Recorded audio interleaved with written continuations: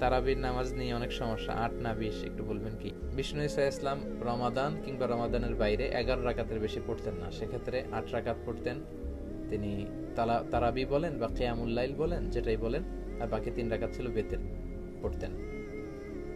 পরবর্তীতে ওমরে ফারুকের সময়ে উনি সাহাবীদেরকে বিচ্ছিন্ন হয়ে রাত্রিবেলা মসজিদে নামাজ পড়তে দেখে একত্রিত করলেন, তখন থেকে ২০ রাকাত চালু হলো। মসজিদে নববীতে, মসজিদুল হারামে আজও ২০ রাকাত হয়। আমি আল আজহার ইউনিভার্সিটি থেকে ব্যাচেলর করেছি, সেখানেও ২০ রাকাত হয়।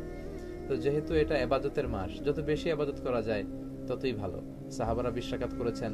সাহাবারা তো আমাদের চেয়ে ইসলামকে ভালো বুঝেছেন। মসজিদুল হারাম, মসজিদ নববীতে আজও ২০ রাকাত হয়। মানুষদেরকে যত বেশি সুযোগ দেওয়া যায়, এবং ২০ রাকাত হওয়াটাই ভালো। ফলে কারো যদি স্বাস্থ্য খারাপ লাগে, সে চলে গেল বা কিছুক্ষণ বিশ্রাম নিয়ে আবার অংশগ্রহণ করলো।